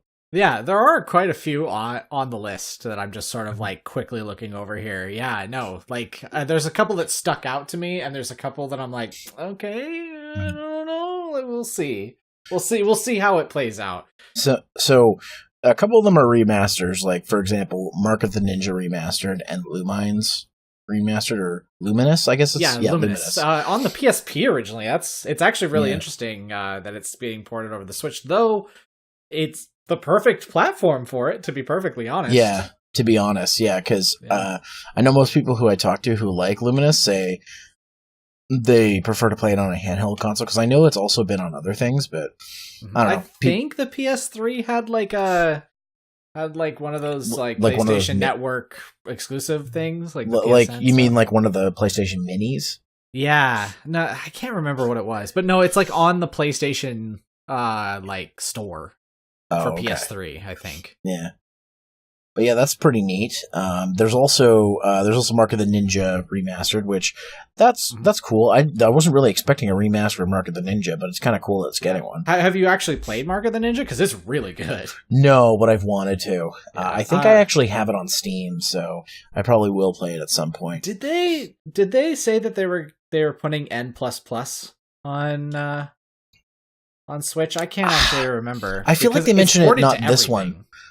I feel like not this one, but they said in a previous one. Because I really like that. Like that game was really, really fun. And now it's like 360. I think it was just called M Plus then, but yeah. The other one, and this isn't like, this was kind of, I don't know if you call it their big announcement, but it's the one they left for the end. Banner Saga 3 is coming to the Switch, and they're also going to be porting over Banner Saga 1 and 2. I haven't played Banner Saga yet, but it looks really fun. Yeah, I like the interesting thing is I've been playing a lot of maybe just because they're easier to play right now. I don't have to invest too much time, but I've been playing a lot of like choose your own adventure stuff where there isn't a lot of action. It's mostly like story driven stuff. I'm a little concerned about the combat and how the combat plays. I'm not saying that it's bad because like I mean there's 3 of these fucking things, you know, like at least that means that somebody is buying them. The story aspect is really interesting to me because it's got a very D&D-esque feel to it. But no, the combat looks very simplistic for such an amazing looking art style. Exactly, yeah. I know we're kind of going through these kind of rapid fire guys, but they didn't give these games a ton of time. No. The entire direct is 12 minutes. It's like 11 minutes, yeah. And they spent like a good portion of the time introducing like the 2 dudes. Yeah, they have this weird bromance thing going on. I don't want to get too much into it, but it's like, have you ever felt like somebody is acting, but they're acting bad on purpose, but they're also bad actors, and that's what it feels like. It's so ham-fisted. It's like what we would do as like a weird infomercial. Like, I don't know. It's just like, hey Zero, do you remember that game called Fantasy Strike? Oh my god, can I just talk about fucking Fantasy Strike for a second? Okay, this game looks fucking amazing. Now, I I like a good fighter, and I know you like a good fighter too. This game it's right up my alley. It's like if they took, Street Fighter is already pretty bizarre, but if they like maxed the bizarre to like broke the scale, just made it infinite. It's really fucking cool. I want to play it. It's definitely influenced by Street Fighter V. Like the way that the characters move about, and like it goes into sort of a cinematic mode when they do certain specials and stuff. Yeah. Even to a point where I was like, one of those characters looks and it feels very similar to Ibuki, like really, really close. That I'm like, oh man, you're getting close to to making characters that look and feel exactly like Street Fighter characters. Yeah. But I'm not gonna lie, that's another one on the list of like games I must get for the Switch when I get one, because I fucking want that game, and it's apparently gonna have online multiplayer, and you fucking know I'm gonna be playing that shit. Oh yeah, I'll probably pick it up too. I'm a little concerned about the special powers that are being able to use, where you're able to like stop time and stuff.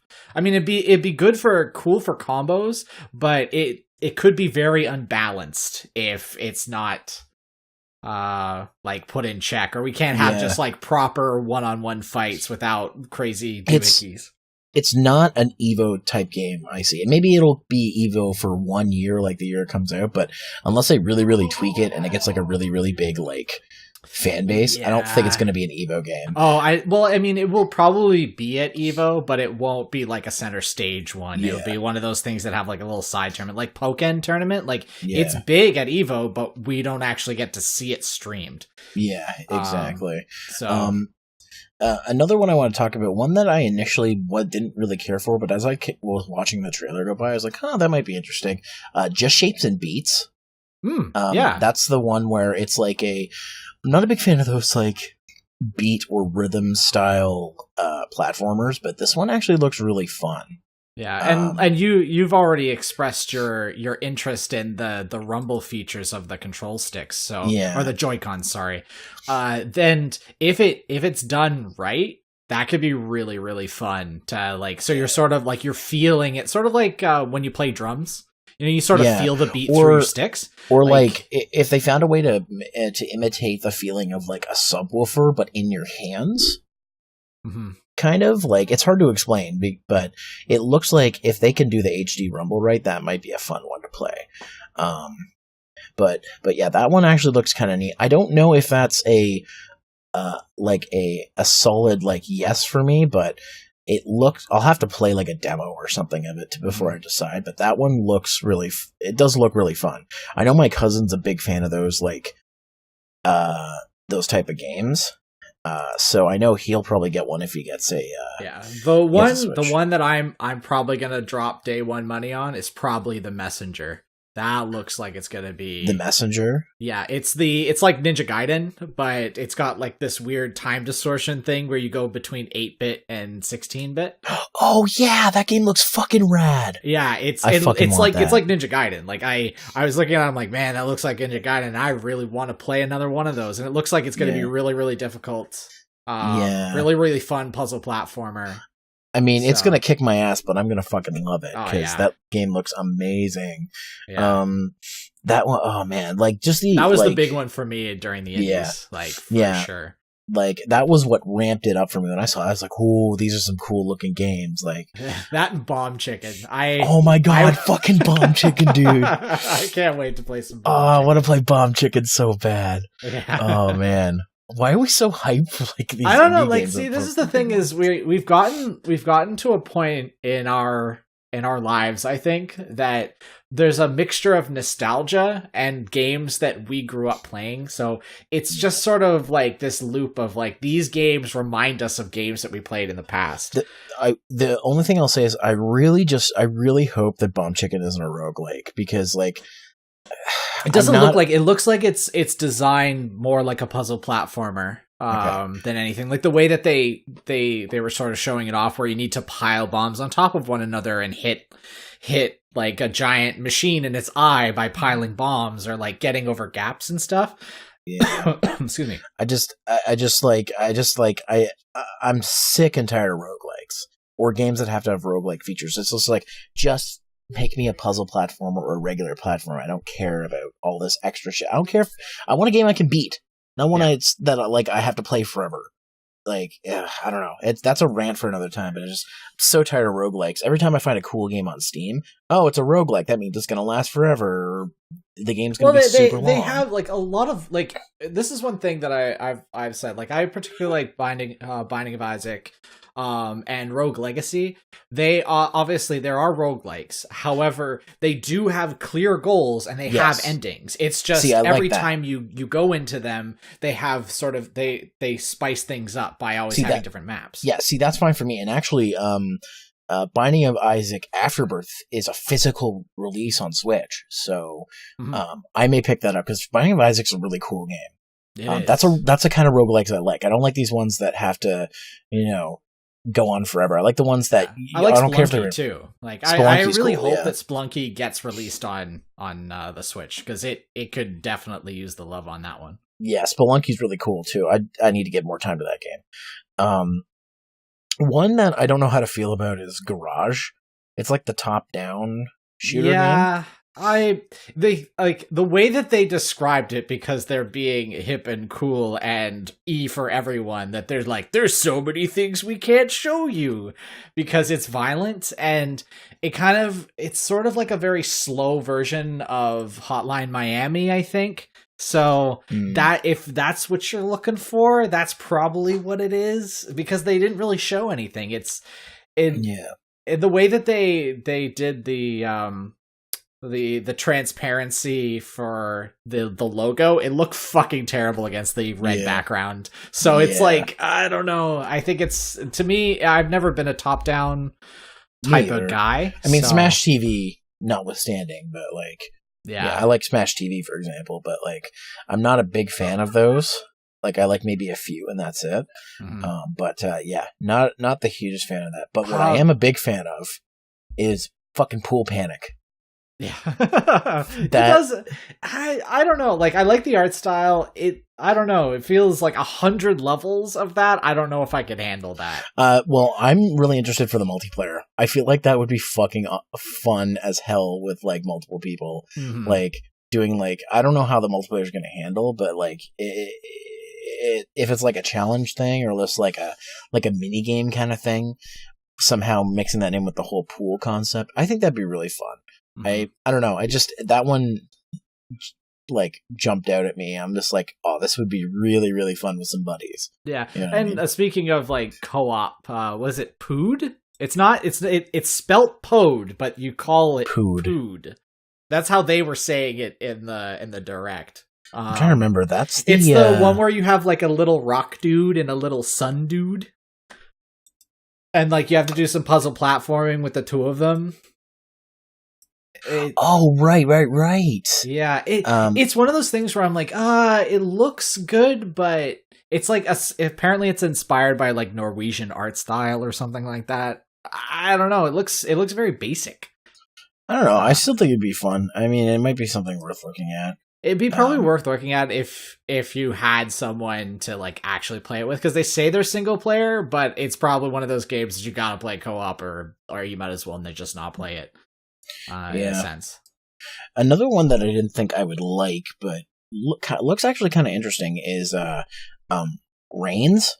No, I can't get behind that. That's a little like, all right, if it's like $3, okay, but if they're gonna charge like indie prices where they're like, this is $10 or $15. Oh yeah, no. That's a $5 max game. You know, like I've joked about this before, but there's this game on my phone called Waifu or Lifu, and it's pretty much that, except they have a just a higher sense of the fact that you're swiping left or right depending to like balance out your kingdom. Can I just make a request? Can you please stream that sometime? Lifu or Waifu? Yeah, I could. It'll be very sad and pathetic, but I will, maybe. That would be a fun stream. Be like, you're just like, guys, I want to stream something, but I don't want to play a difficult game. Waifu or Lifu time. Waifu or Lifu. It's hardly a game, and once I get a better Twitch follow session where there's like 20 to 30 people, I'll play it, and we'll have all of us vote on it. That's what. That would be fucking awesome. That was the one where you want to have people in like the Discord chat. Yeah, exactly. There was another puzzle platform. What was it? There's Lightfall. Yes. Lightfall looks really, really good. I think it looks good. It's just not my.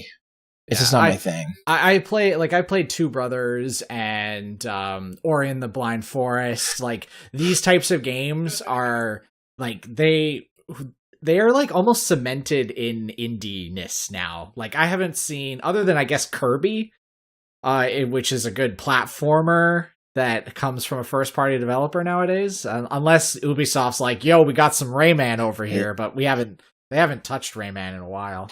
Is it bad that every time I hear about Two Brothers, I think of the stupid skit from Rick and Morty? That's like two brothers, but they're best buddies, and they've got to save the world. Yeah, but where they're two brothers. The guy doing the voice just goes off on a tangent, and they just kept it.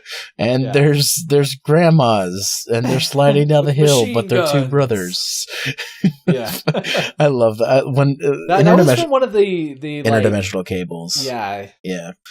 All that is Justin Roiland just gets super drunk and then just reads stuff. That's that's that. Anyways, but yeah, going quickly back to Reigns. It's one of those things, and this is sort of blends in with like the art style isn't very appealing, and it's the same thing that comes with West of Loathing. Like I see it's going to be a comedy. I understand that it's done this way on purpose, but if it's going to cost a lot of money, I am not for it, because it looks as if it was made by like one dude like in the afternoon on a web page. Like it looks like a bad Flash game. So yeah, I mean, this is where I guess we disagree, because I think it looks really cool. Now I'll preface that by saying I'm not going to spend $15 on it. This is like a $5 tops. Again, just like what did we say? Just like Reigns, Kings and Queens. Yeah, like that's a $5 tops game for me. Yeah. But like, honestly, like it's the art style aside, like it still looks like kind of a fun RPG / like I guess it's an open world game. It does. It sort of looks like one of those like a long screen of like, here's an area and it's a long screen and you sort of like move your way through it. I hate to bring it up, but I was just watching it recently. It's like that Crystal's Pony game on Genesis. I was watching Pro Jared play it recently, and I'm like, they have these like long level areas that you have a bunch of shit to do in, and then you take a door, and then it takes you to another long area, sort of like Mystic Ninja, not the 64 one, but the actual Super Nintendo one. Oh, Legend of the Mystical Ninja. Yeah, where like they have these like bigger, longer screen areas. I think that's how they're gonna do it. That's how it looks anyway. Yeah. But yeah, it's I don't know, like it's could be interesting. One that I really don't care for. What is it called? It was that one where you're like, it's a 3D puzzle game. Is it that Bad North game where it's like sort of a strategy game? I think it's Bad North. No, that was Pode. Or Pood. No. That was the one. Pood is the one that I was talking about that has like the little sun and the little rock. Oh, I thought you were talking about something else. Yeah, I'm not super fond of Pood then. Yeah. And what was it? Was it Bad North is another? Yeah, Bad North is the other one. It's like an RTS thing. Yeah. I'm not a big RTS guy. It sort of looks kind of like a tower defense. It's really hard to like pinpoint exactly what this is. Where it's like you have to guard your island from like invading forces, and you have to build a certain amount of units with arrows and stuff. It's probably one of those things where I would probably play it for maybe about half an hour to an hour and not play it ever again. Yeah, I'm just not a big RTS guy either. Like, it's just not my thing. And I mean, I know that I said, I want to try Banner Saga, but Banner Saga is kind of not, it's kind of more of like a tactical RPG than an RTS. Yeah. Like, for me, I'm more interested in Valkyrie Chronicles 4. Like, yeah. If I was going to go down the tactical strategy type game, I'm going to be playing Valkyrie. Like, that's, to me, more interesting.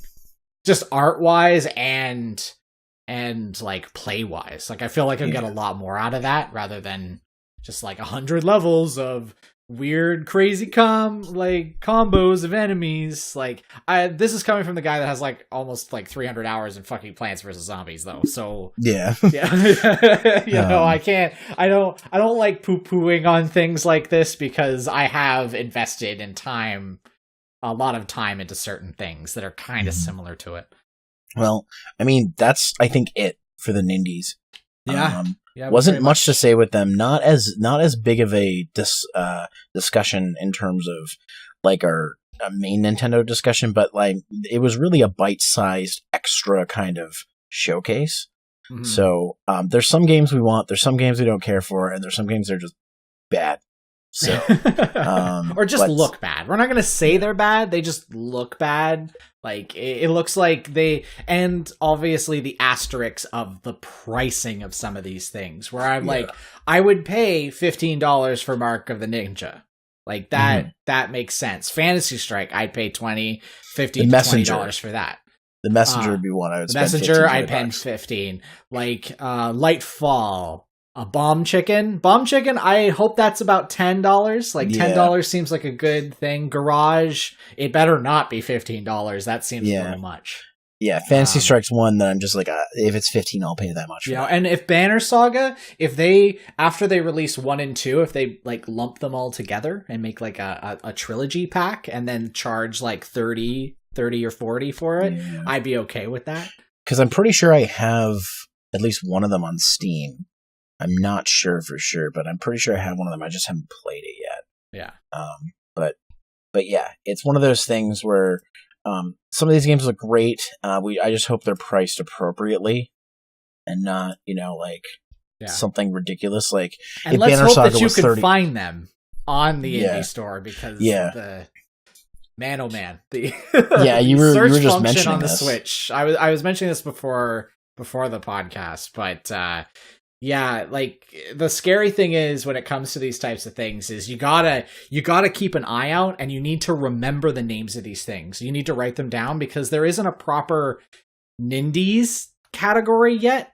I want to cross my fingers and hope the Nintendo, because they're banking on this and they're doing proper marketing for it, that eventually you'll be able to search for them via Nindie title. rather than Yeah. it just being like, here's a bunch of independent games where they just list a bunch of things under $10 or what's hot or what's new, or what's Yeah. coming soon, because that's how they have it listed in the store right now. Yeah, And that may come with the update to the online and everything, because they still haven't done that yet, where you're going to pay like $30 a year or something like that to use the online service and whatnot. So they may be doing a big update to the whole eShop on the Switch. But for right now, yeah, if there's anything that you're interested in, if you don't have a Switch yet, write it down on a piece of paper, open up WordPad, save it, put it on your desktop. Put it on your phone. Yeah, save phone, it in your notes. whatever. Just make something yell at you or stick out in the next little while, because it's annoying as all. And that problem's also on the 3DS and the Wii U eShops. The Wii U eShop had it better for a while, and then it switched to, here's more Mario games. What about games with Toad? What about games with Link? It's like, I know where to find those, but thank you. Can I see the Virtual Console games? Can I see the indie games? Well, no, I have to search for those. This is nothing new. Like we can rag on Nintendo, but both the Xbox Live Marketplace and the Nintendo or the PlayStation Network, PlayStation Store, they're all goddamn terrible. Someone in that department needs to be like, all right, guys, like we really need to rework this. Like I was bitching about this too before. Is that so getting your, like, on the PlayStation 4, they have converted PlayStation 2 titles to PS4. So things like Dark Cloud and Dark Cloud 2, even Final Fantasy and everything like that. These games have been converted. But the only way to actually find them without searching for them via the name through that stupid slider thing, rather than just a regular keyboard, is you have to go to like games, and then you have to go to, I think it's like explore or new games, and then you have to like go to the end of a long scroll side thing to find this little button that says PS2 to PS4. This is you know why they don't promote it, right? They want people to subscribe to PlayStation Now. I know, but nobody likes that service. I haven't met anybody yet. I mean, it must be popular, but... And I don't know. I know this is going off rails a little bit, but I've kind of noticed less and less PS1 games coming out on PSN. And I think it's not only because of the PS3, but even before like the PS3 was on the outs, they kind of stopped putting PS1 classics on the PlayStation Store, and I think it's because they were like, we're going to put these all on PlayStation Now, and I think that's really scummy. Yeah, like I mean, that's the thing is, I always, whenever I thought PlayStation 1, I thought PlayStation 3. So for PS2, I think PS4. But yeah, once they released PlayStation Now, there's been a very slow incline on nothing being released. Yeah, because they want people to pay for the PlayStation Now and play the games on there, rather than buying the game and being like, "Oh, I bought it. You only got the sale from me once." Yeah. So. Well, the thing is about that though is, like, I was playing Harvest Moon: Save the Homeland. And it's not ported well. I think I'm gonna bust out my PS2 and play it on that. It loads faster on the PS4, but the actual game itself, I don't know. Like, whoever did these ports did not do a fantastic job of it. Even Wild Arms 3 doesn't play, and you know how that's like my second favorite game of all time. So yeah, I haven't. I have Red Faction, but I haven't played it on PS4 yet.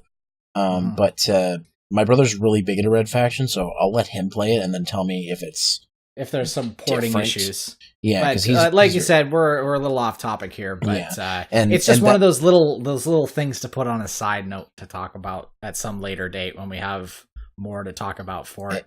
Exactly. Oh, and trust me, we've got plenty to talk about, folks. Don't worry about that. But yeah, that's the Nindies, and that's going to do it for the Nintendo Directs as well. Yeah, that's pretty much it.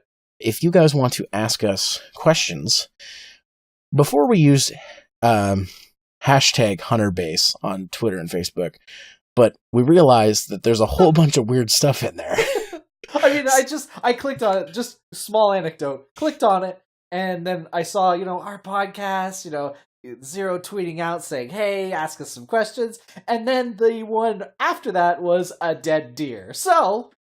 we're gonna switch it up a little bit. We're gonna use hashtag HunterBasePodcast just to make it a little bit more direct to us and not to the hunters base of the internet. With weird Russians writing stuff. No offense if you're Russian listening to this, but we found some weird Russian stuff when we were they were talking about weird stuff. So probably good Google search, by the way. So, hashtag HunterBase Podcast. If you want to ask us a question, tweet at us, send it to us through Facebook, however that works, or even just leave a comment down below if you're watching on YouTube. You can download the episodes for this podcast if you're not a YouTube person on Shout Engine. Working on getting it on iTunes, because I know a lot of people are like, I gotta have my podcast on iTunes, and I can't argue there. I like to listen to my podcast while I'm on the go. Exactly, and I have an iPhone, so I listen to podcasts all the time on my iPhone, so I really should get our podcast on iTunes, so I'm working on it.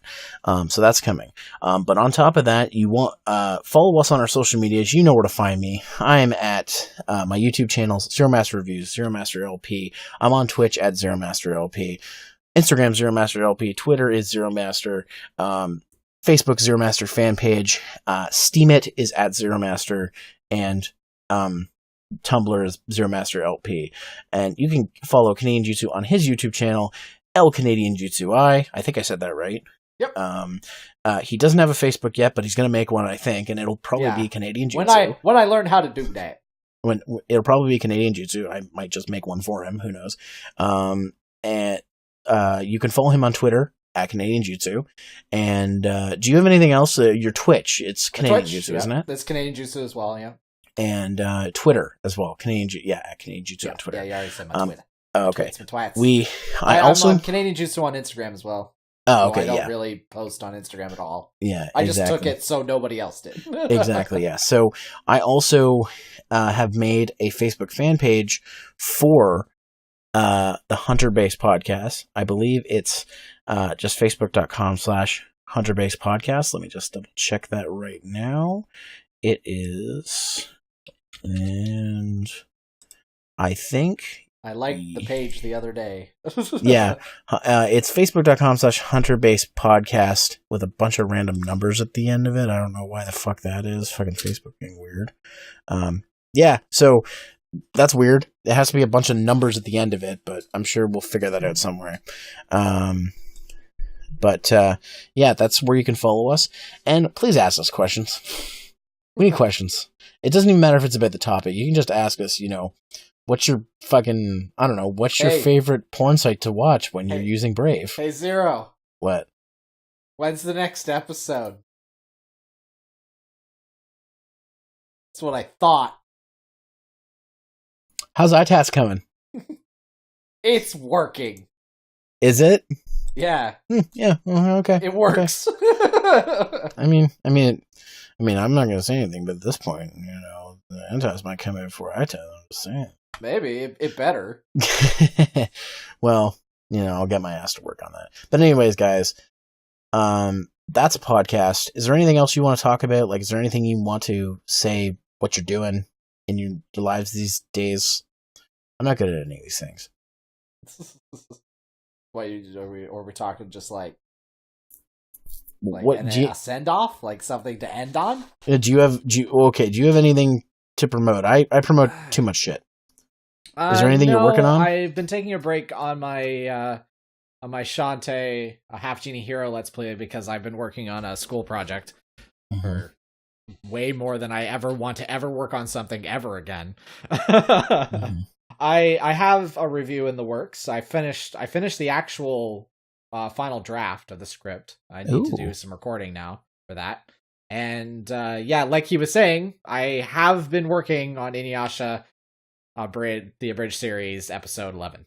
Yeah, and I have a lot of you have seen and it's not like it's just a pipe dream. Zero has actually seen some of it. You sent me clips of it. Yeah, so it is actually properly in the works. It is an actual thing. It's not vaporware. Yeah, it's not. Yeah, it's not just a promise. Yeah, I have a lot of stuff I'm working on. I'm not going to go down the whole list. You guys know me if you follow me. there's new shit coming out. Don't worry about it. You're finishing up Super Mario RPG on your Let's Play channel. Yeah, I'm finishing up that. You're finishing that up. I have like a review. I have 2 reviews I'm working on right now that are nearly finished. New episode of Mega Man Abridged, almost finished. Gonna get to work on it in tasks like I promised. And just other stuff down the pipeline. I've got quite a few ideas. Once my school project is done, I'm gonna go ham on a couple of my sort of ideas that I've shelved and have like a whole word pad full of ideas. And I'm gonna jump on this and make these things into a reality. Exactly. Yeah. But anyways, guys, it's 1:30 in the morning. I should have been asleep 30 minutes ago. So we're gonna end this podcast. Thanks again for watching, and we'll see you next time, I guess. Yeah, take care and stay frosty.